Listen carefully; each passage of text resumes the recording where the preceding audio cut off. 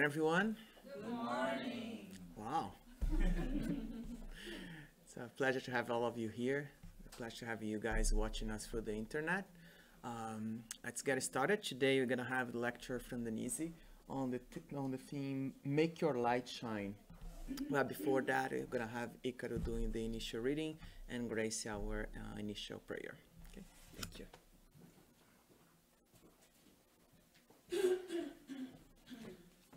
Good morning, everyone.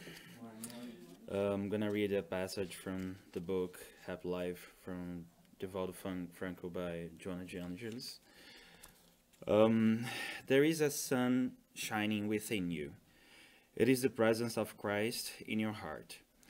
Do not let the clouds of a bad mood, rebelliousness, or dissatisfaction obscure its brightness. The light that comes from outside shines, but it casts a shadow when confronted with an obstacle of any kind. Your inner sun never provokes darkness, because it illuminates from inside to outside, in abundant jets. With love as its fuel, your light will become more and more powerful, shining, blast in all directions. So let your light shine everywhere.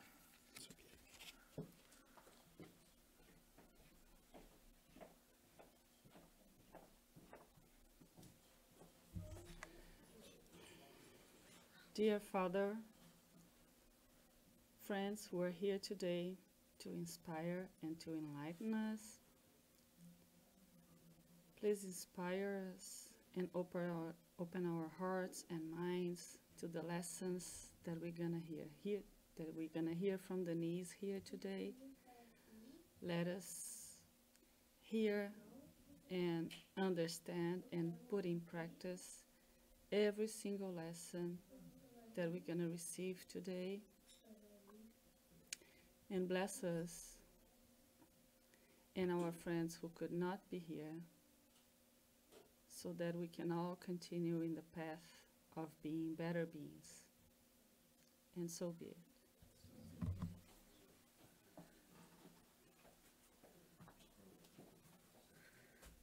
Hello, good morning, everyone. Thank you so much for being here today. And today we are starting the month of March, and the theme for the month is Emmanuel. And today I got the first Sunday talking about Emmanuel, and I'm going to bring a little bit of his work under the theme Make Your Light Shine. So when I got this topic, first thing that I thought is like light. We use light in so many different ways, metaphoric ways and like literally ways. So I decided to bring a little bit of the scientific aspects of light and the importance of light and who we are today from the scientific view. So first the words, right? Every time we think about light, we also think about darkness, because the concept of darkness is the absence or deficiency of light, lack of knowledge or enlightenment, lack of sight, blindness. So the dark itself, so what is the concept of dark? Dark is the absence of light. So for the dark exists, the light also exists. They are there together. One kind of comes to show that the other was there, because the darkness by itself is the nothing. When the light comes, the darkness doesn't exist anymore. So this is the kind of concept that when you read, you feel like, okay, the light, you have the photons, you have all these other things, but the darkness is not like, there's no elements in there. The darkness is really the absence of the light. So the darkness is kind of waiting for the light to come in a certain way. Because without the light, you cannot compare and know that is the dark, right? And when you think the definition of light brings the natural agent that stimulates sight and makes things visible. There's different concepts, but this was the one that I think that brings most for our lecture today. So it's a natural agent. So it's something inherent, like something that exists in a natural way. We think of artificial light, but light, the sun, without the sun, will not be life on earth as well. That light was the light that came and brought the life as we know today as human beings, as a humankind. And a very interesting aspect about light is that when you think light, you think the light as the things of the dark, but also the lightning, the strikes, that lightning that comes in the middle of a storm and comes the sound after, but the light comes first. And like, could be the darkest tornado, the lightnings are part of it. In our planet, we have over 100 lightning strikes per second. That makes over 8 million strikes a day. Do you have an idea? 8 million strikes a day around the globe.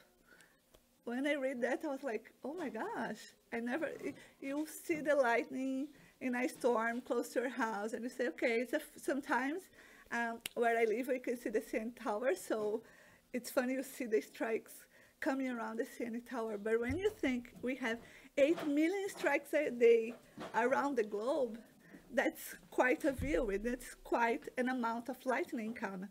And I was watching this documentary, and it's astronauts that they lived some 1 week, others 100 days in space.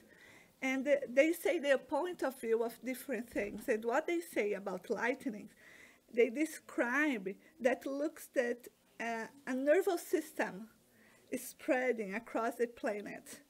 They almost seem to be communicating with each other. So the vision for an astronaut, there is like out of our planet, looking how the lightning works here. When I heard this guy saying, looks like they're communicating with each other, I don't think it looks like they are communicating with each other. And this, if you have the opportunity to look, like it's amazing the way that when they see from the space, the lightning coming, it's really like that big brain, like neurons get together and constructing these ideas. And in my mind, I went back to Missionaries of the Light, a book of André Luiz, that says the spirits come and going, and that lightning, coming and bringing knowledge, bringing help to our planet. And I thought there was such an interesting thing to bring today about light. And even the science agrees that light and its energy was essential to bring life as we know. One of the first experiments to reveal that was made by Urey and Miller. This one is Urey. I didn't have a picture of Miller. But basically what they did, they create this environment in the primitive state of Earth, only with the gases, everything, before there is any life. And what happens that in their experiment, they took all these components that they believed to be Earth's primitive, lifeless atmosphere, then they subjected it to electrical charges. And then they were able to generate organic molecules. These organic molecules, they are the basic building blocks of life. So even in the scientific point of view, life and light, they are together, like the darkness and the light. Life and light, they are together too.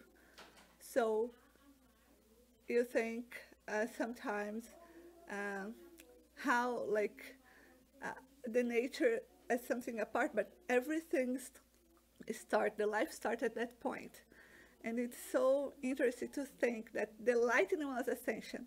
This light came to the darkness, to that atmosphere, to that lifeless environment, and was that light essential to bring life as we know,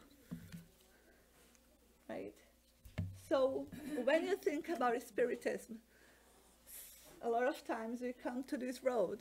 When you think about light and darkness, we are also doing this reference to knowledge and ignorance, where the knowledge is the light and ignorance is the darkness. And for many, many moments in our lives, we can find ourselves in this crossroads. We can go through our knowledge or we can keep in the ignorance. We are living Carnival in Brazil, right? It's a very special time to postpone any inner advancements for a couple days and party as crazy and live our more, let's say, inferior feelings in a less committed way. But we are facing this every day, right? And within our journey as evolving spirits, we have been learning that knowledge is light and ignorance is darkness. On our path to building our moral education, there are things hard to learn if we try to do it only use our intellectual point of view. So, I brought a little bit of the scientific aspect, but there's a lot of things that we cannot only use our intellectual side, because as the Spiritist teaches, we have to grow two wings, the intellectual but also our moral wing. And the moral wing is regarding also to our feelings. Feelings that even though today research shows like charity could improve someone's quality of life, friendship and all these things that are associated, how mental illness is being discovered as something that a high percentage of our humankind faces every day. And most of these issues is not just about hormonal imbalances, they are also very connected to our inner choices in our moral life, or where we convince ourselves there is priority for us, right? So when we think about this and all the challenges that we face and the hard things to intellectualize, we know there is one feeling that like trumps all, and this feeling is love. Everybody, I think, doesn't matter how traumatized, doesn't matter, they have this, even if they didn't have the opportunity to feel in this life, but they have this glimpse about love. Because love is what connects us to God, is that directed channel. More love we are able to feel, more connected to God we will be, right? Through love, we connect ourselves with the supreme intelligence. Love is the energy that guides the whole universe, because God is the primary thing of everything, but the main thing of his work is love. And this love, it's surrounding all of us. The issue is that we try, the same time that the light comes, we can create a shadow. If I'm here and the light comes here, I can still be seeing the dark because I'm not able to see that light yet. It's hard to see. Like if you face the sun, you can get blind. You need to have the protection. But when you think about knowledge, there is a little parallel as well. We cannot just think that in one incarnation we're going to learn everything and be a spirit of light. Another way that we call light, the spirits of light, right? Because they are pure, they are evolved. No, we are still in that process. We have God's love as this intense, immense light coming towards us. But we still have this shadow project. We are not still able to face out his love, to feel out his love, and to work under this light in the way that we are totally connected. We are starting this connection, are building up these blocks, these little blocks, to be able to really strengthen this connection. Because when you think about God's work, love is the main thing, but He's working through us. His love through us, through all his sons and daughters, and that's how we create the family, right? Because through our family ties, we bring this first glimpse of love. And then what happens that, for example, when you decide to have a kid, or even the love that you feel for your parents, that is the first love that you start, and this is still just a glimpse of the real love. But for us, as we are living through all this, that is the moment that we start to connect ourselves to find our identity as kids. It's funny because our generation, when I say our generation, I think that everybody that's born from 70s up is a generation that use more, how can I say, waste? I don't want to say waste, but they buy more stuff that could remind them of their childhood. People from before, they didn't have that special relationship with childhood, because normally we're houses with 14, 15, 20 people, like one brother raising the other, really hard to keep ends meet, and they don't have the same as after a while when people start to plan better their families, to have fewer kids, they were able to put more effort to make the childhood special, to try to make that kids feel loved and protected, and like you cannot work, so we start with the labor laws, right? Like kids until 16, they are not able to work, and there is a few regulations that also help in that matter, but this also make with people being connected in their childhood and having that moment as a special moments in their life, right? As kind of, you think of childhood as a moment where we're free. You felt loved by your parents, but you didn't have the same responsibility as you need to face when you are growing up. So for me, that is quite a parallel, because when you became a parent, all the freedom that you fight for so long to have, to be independent, to make your own choice, and then you go, you start to work, and then you have a kid, and you need to make decisions for that little one. All the decisions are on your hands, right?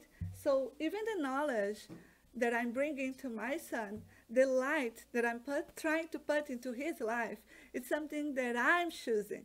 He's still not able to choose. He cannot say, "Oh, Mom, I don't believe in that," because he cannot really, he cannot make his own concepts yet. Everything is being filtered by me. I'm the one doing this decision. What I think is the good path, the good light way for him to go, and what I think is not, and I try not to make him face that. So when God put this love and this light in our life, it's the way that he's trying to bring us back to strengthen the connection that we have to God, right?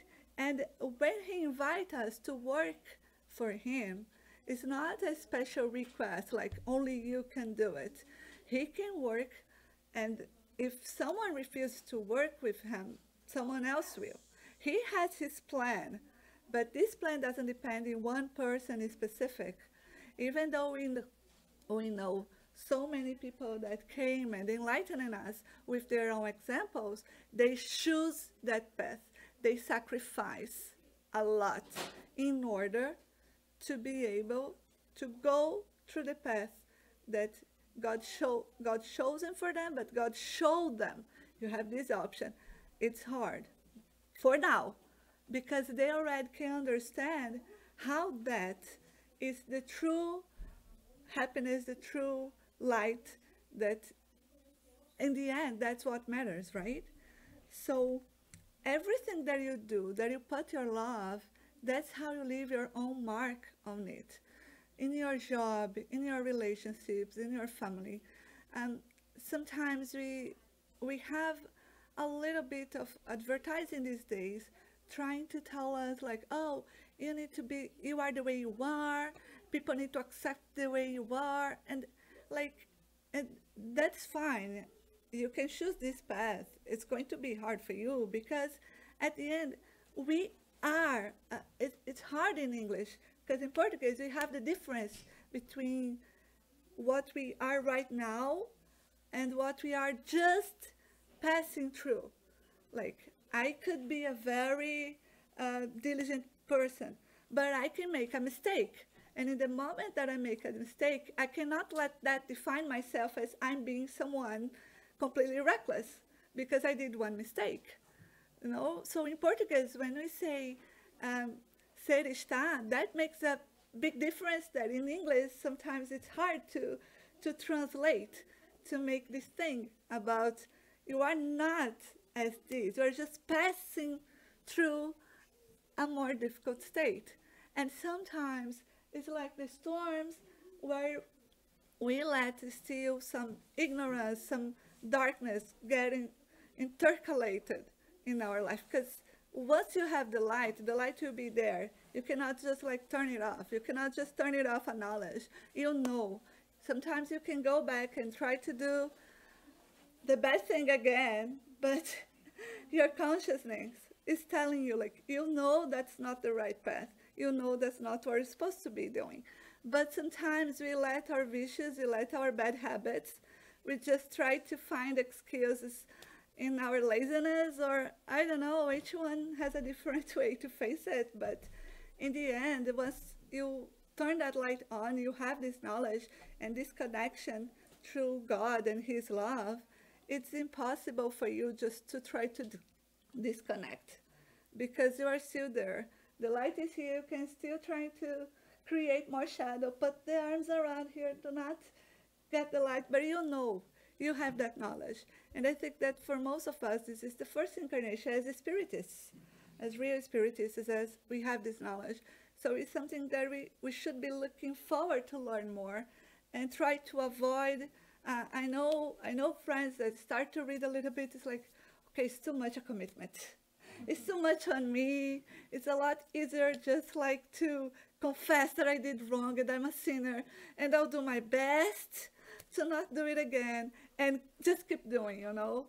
It's a lot easier, but it's such a waste of time. A time that, as we know, Earth is going through this transformation. We are evolving as a planet too. And it's really time to put our best into our work, in our commitment as Christians in this life, right? Because the love that you put in this work, that will leave your mark.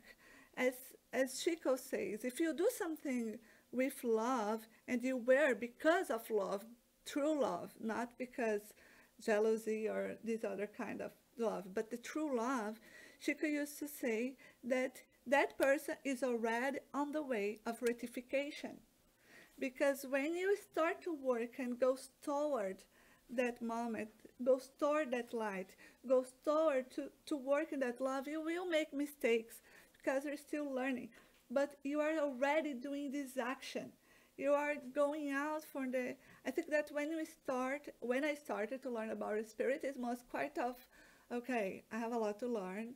And then you stay a little bit ready, and you start to judge a little self, and the kind of, okay, I've been doing a lot of mistakes. Sometimes you can go too hard on you. But at the same point, you can just look at it and think, okay, I did mistakes, but I can try to do it right. And you need to keep trying, because if you just stagnate because of your errors, you are not going to find the light that you're looking to, right? And we also think that this knowledge, this light, it's another reason why we call spirits of light, because they have this knowledge and they are trying to connect to us as our guardian angels, as our friends on the other side. They are always trying to inspire us, but this light that they try to bring for us, we need to connect to them. We need also to bring our thoughts into the higher level in sort of connect. Right? It's hard to connect with someone. You are like Netflix and chill, one TV show after the other, one movie after the other. Like, sometimes even the content that you are acquiring through screen time and all social media, sometimes you need to use your inner self filter, like, should I give audience to this? The same time that when you are buying something, you also, should I be investing my money on this company? When you are like watching and doing all this, absorbing all this content, you also should be asking yourself, should I be using my time to watch this what can I do in order to create a way to have leisure and knowledge at the same time, right? We should try to bring these sort of questions anyway to us, right? And if you try to pay attention to history, we have great lessons from biblical characters, because sometimes we try to create conditions for enlightenment, right? It's easy to say, okay, what I need to go to a retreat in the Everest mountain, and there I'll be able to connect because I'll be doing this magical breathing, meditation, inner mindfulness, and then the light will come. You try to create this like magical, extraordinary, like I'll be walking and I don't know, a lightning will come and then the light will come. And that's not how it works, because the most enlightened moments that we are going to have in our lives, they will happen in our daily basis, in our routine that we have in our everyday life. And like, if you read the Bible, if you pay attention to Jesus' teachings, that's how they did, right?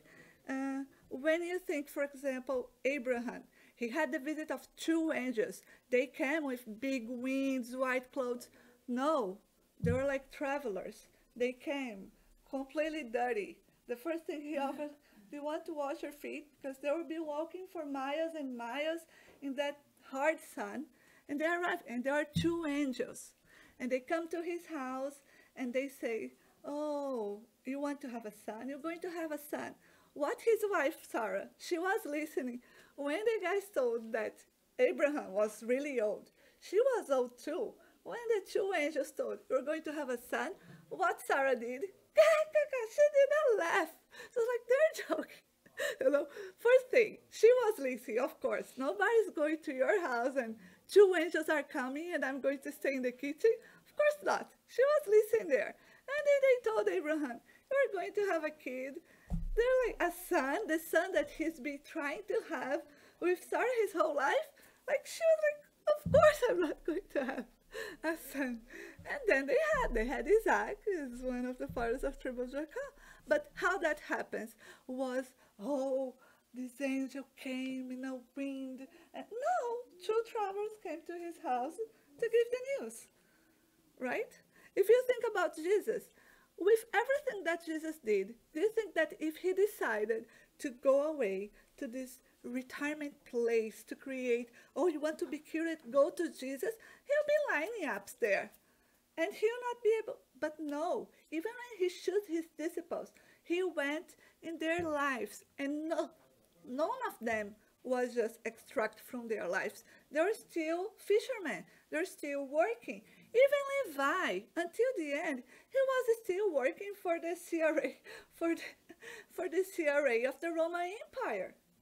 In none of the moments, Jesus was like, okay, in order to follow me and have the true enlightenment, you need to give up of everything. And, that's not what he did. He taught that we need to get rid of our bad habits, of our vices, but regarding family relationships, regarding our work, regarding everything, they keep these disciples and he as well. He started to work, and that was the way that he was trying to tell us that life and knowledge, they come together at the same time. You cannot just think that if you decide to be someone that, for example, when you go to for Saul, he was someone that studied the Torah for so long. He was like a master. He was someone that all the Jews respected because he was someone like a master in the Jewish context. But at the same time, when he got to live the experience that he lived through his path to meet Jesus in the way he didn't need the books to study. Then he realized, study, we need to do it. And all his work as a Christian, he was working, he was doing it every day, one day after the other. So it's really interesting the way that Jesus teaches that all this enlightenment, all these moments where we can try to learn even more. They happen in our everyday life. Even the way that when he chooses fishermen, fishermen is one of the professions that they need to understand that they cannot control the sea. A fisherman, they understand how the sea works and they need to work through the sea rules. They know they cannot go when the sea is too high, if the waves are too, they know the time that they'll get the fish, and everything they learn observing the sea. So if you think that most of the disciples are fishermen, I think this was a quality that he was someone able to observe, to listen to his teachings. And sometimes in our daily lives we think that we know it all. We don't want to stop and observe anything because we know it all. I do this every day. I do this every day. And then in a moment that you bring your guard down, mistake again. But you know it all because you do it every day, and we don't. We need to put ourselves in always in respect that any moment is a moment of learning. Any moment is a moment that could be bringing a valuable teaching and a lesson for us, right? And when you think about all these spirits that came, we need to think also about Chico Xavier and Emmanuel, right? Their relationship brought to us so many books, so many knowledge, so many contents.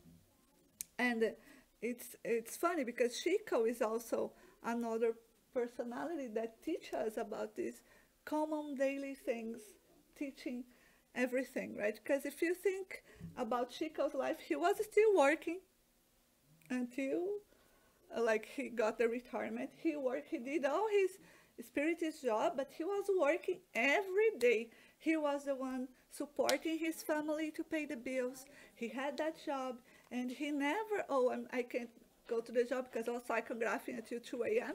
No, he was there. He was there every day. And there is this history about Chico that every morning he used to wake up, and then he used to go to this bar. But don't think like, oh, it's a bar. No. Do you know that little bar, really, really like that anyone go, like the most alcoholic, like the really, really, really troublemakers and like really drunk guys sleeping on the floor, 6:30 a.m. already drinking cachaça in Brazil. It's like it's a 45% alcohol beverage. They're drinking like 6:30 a.m. And Chico used to wake up and go to this bar every day. And then there was this lady, of course, elevated spirit, went there looking, Chico, you are in a bar. What are you doing there? And then Chico looked to her and said, when a spirit comes to a bar, that becomes a home. And a lot of that alcoholics and spirits in bad state that he used to meet there, start to look for him in the Spiritist Center. Even though most of them were not able to overcome their addiction in this lifetime, they started that little bit of question themselves. This guy come here, he's not looking at us like he's better than us. He's not come here to judge us. He comes here in the morning, drink his coffee, because was everything that was having there was a coffee. He was having his coffee, and with him, he was bringing his light.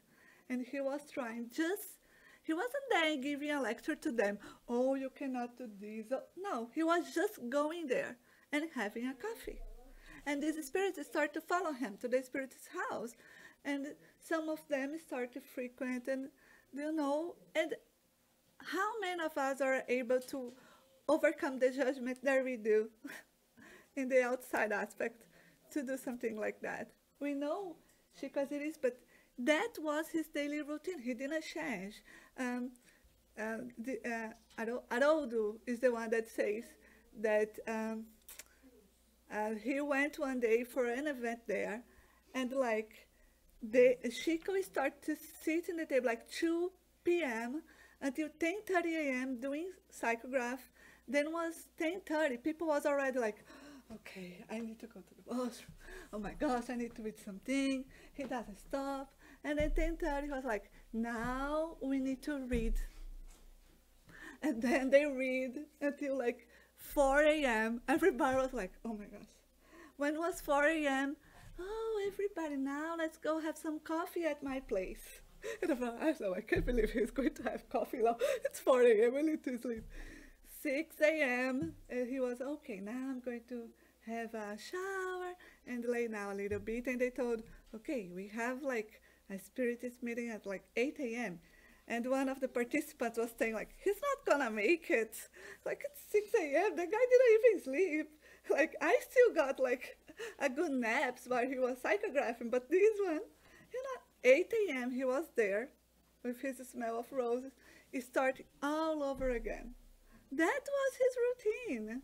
Like, it's impressive, yeah, but it's a lot of self-commitment, a lot of sacrifice. Because if he had said, okay, it's too much, yeah, I need to sleep more, nobody will be judging. Everybody saying, yeah, you are a real person. You are still in a body. We understand. But no, and that was not something that he did from day one. That's something that his relationship with Emmanuel built up in his life. Because this is a day when Chico was already later on in his life. But since the beginning with Emmanuel, he met Emmanuel when he was 21 years old. Was the first moment that they meet each other. And when Emmanuel asked him to work, we know it's a classic talk, and he says, yeah, I want to work, and are you able to pay the toll of my work? Yeah, what I need to do? You need to have discipline. Okay, and what else? Discipline. Okay, and something else? Yes, discipline. And that's how Emmanuel was able to build up, right? Emmanuel worked as a father, guide him through his lifetime, teaching him and building his confidence and building this work that he knew was bigger. But there is moments in the relationship that Emmanuel said, I can't work with you like this. It's not because you're Chico Xavier that I can't work with you like this. If you refuse to change so we can work together, I'll need to find someone else. That's what is going to happen, you know? But Chico was able to be able to do this self-reflection and to adopt the considerations made by Emmanuel, right? They have these moments, when we think there is one beautiful talk between the two of them, where they're talking about Christianity and all the hard moments that the first Christians had to face. And then Emmanuel tells a history about these. He was a soldier for the Palestinians. And Jesus, he was arrested sometimes before the crucifixion, but then they released him. And then this guard was the one that met Jesus and let him go. And then he was asked by his superior, what, you know where he is? And this soldier decided to tell him the truth and told, I know where he is, because Jesus, he's in my heart. And they killed that soldier. At the same time, his supervisor thought, okay, we're going to take your heart out right now. And that's what the other soldiers around them did. And when they did that, Chico was so connected by that story that all this light fulfilled the room. And then that soldier came to talk to him and tell his history as a Christian. But imagine someone that was able to meet Jesus and have such a deep connection, even being a soldier, in his daily life, in his job, he was able to connect with Jesus in such a deep way that he was able to give up of his life in order to show that Jesus was really living in his heart, right? And these two, they psychograph hundreds of books, but we have 5 books that I really strongly recommend to all of you. These are Emmanuel novels that tells a little bit about Emmanuel life, right? So we have 2,000 years ago, 50 years later, Renunciation, Hail Christ, Paul and Stephen. All of these books, they bring a little bit of Emmanuel history, but also talks about the Christianity and what the first Christians faced in the beginning, right? These novels, they are not just like drama. They are novels that brings this knowledge. They bring characters that very much resonate with our own life, if not our present life, probably with a previous life, right? So the bottom line of each of one of these novels is our relationship with God. He brings an invitation to all of us, an invitation to revisit our lives, an invitation to see these characters and try to make these connections, right? If you think in 2000 years ago, Emmanuel was here is him, he was the senator, he was a Roman senator, Publius Lentulus, and in this book, there is this special moment because he was able to meet face in face with Jesus when Jesus was incarnated, because he worked for the Roman Empire, but he was allocated to the Palestinian region during Jesus' time.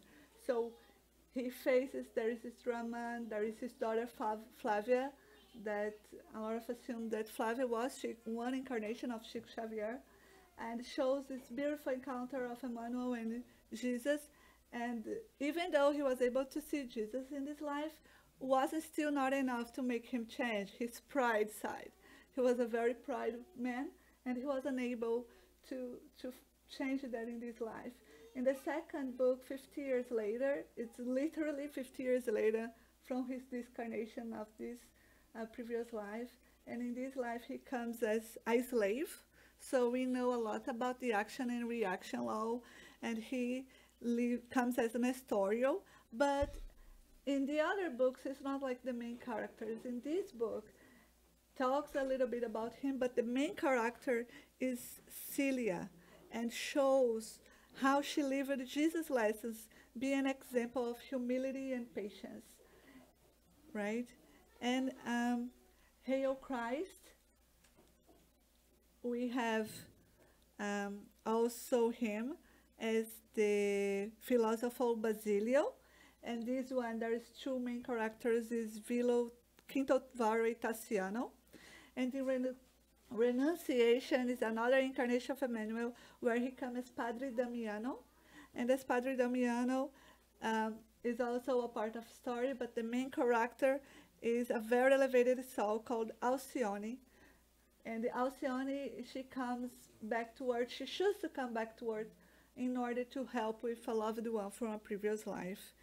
And the last one, and really, for me, the most important one, if you don't have time to read any of these, okay, but this one, it's a very, very important book. It's such a beautiful story. It's Paul and Stephen, and shows how Stephen was essential for the transformation of Saul in Paul de Tarsus, the one that we know in the Bible, and their relationship.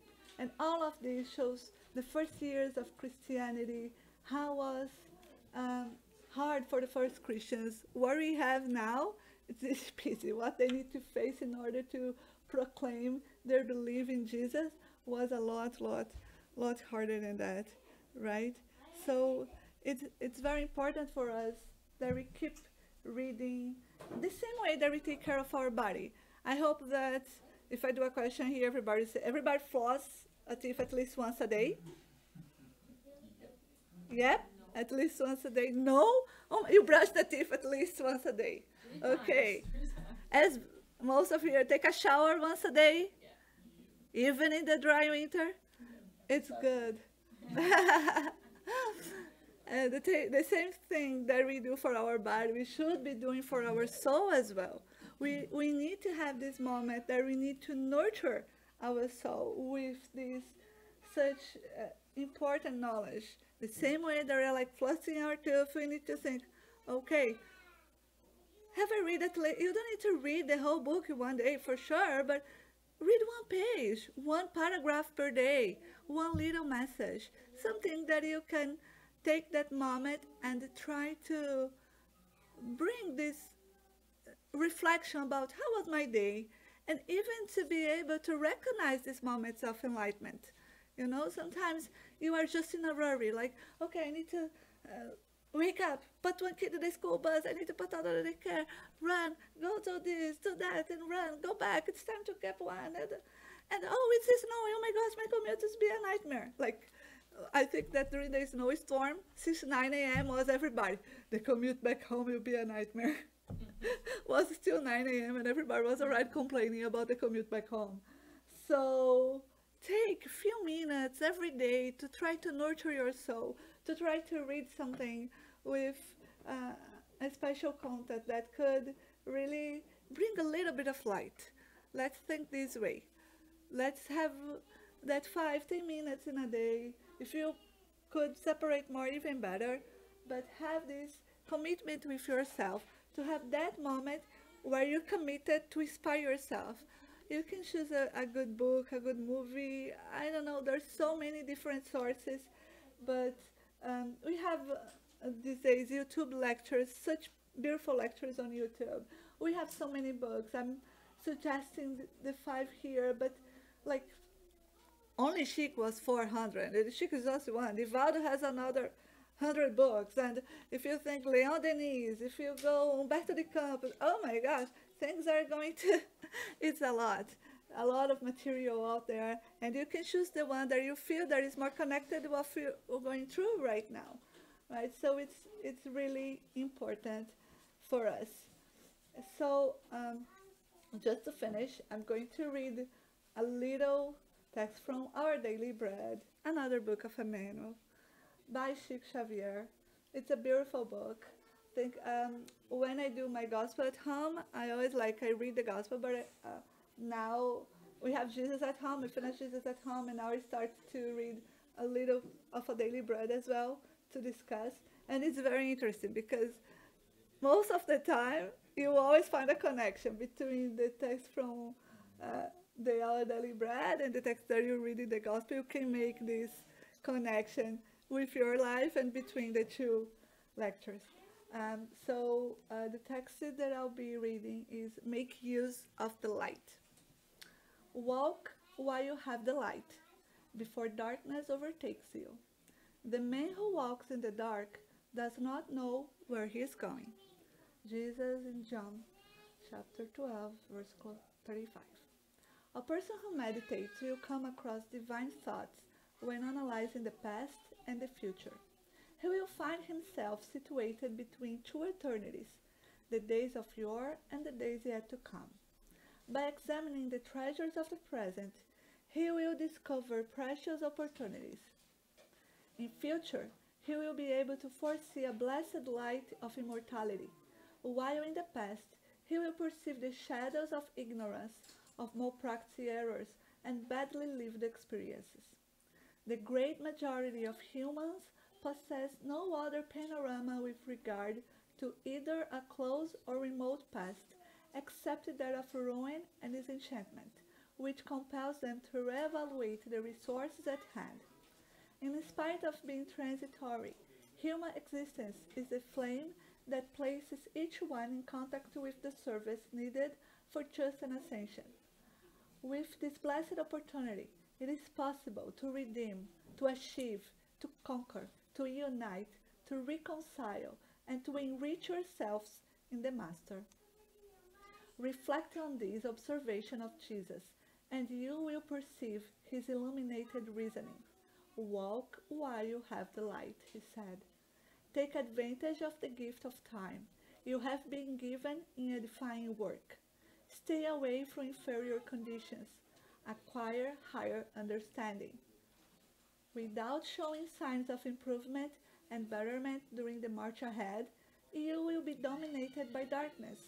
This means you will annul your sacred opportunity and revert to less worthy impulses, thus regressing after the death of the body to the very shadows from which you previously emerged, with the intent of conquering new peaks on the sublime mountain of life. So, is that for today? Thank you so much. Where are you going? Oh, no, I'm here. Oh my gosh, I'm in Boston. I need to be against the wall. All right. We do have time for a few questions or comments. If there is anyone in the internet, we have Luciana at the back, so she can read a question for us. But Anyone? Any question? Any comments? No? I really like the way that you said about the shadow, you know, the light coming from the back and we look for the shadow. So it's important for us to look to that, and for me what came in my mind was to face it, right? And look, understand who we are, look into that shadow and then try to turn away from that, right? So if we know what it is, it makes things much easier than ignoring that there is a shadow there, right? Just look to the side and say, yeah, I see the light here, but I'm not seeing who I really am, right? For me, it's looking to the shadow is the way to start a way to transformation. Anyone else? Any comments? The light is here. Everybody's an actor. All right, so thanks so much, Denise. Thanks so much for everyone for watching us through the internet. It's a pleasure to have all of you here. We're gonna get prepared for the passes here. And for those watching us for the internet, I invite you to do your own final prayer to close the session. Thank you.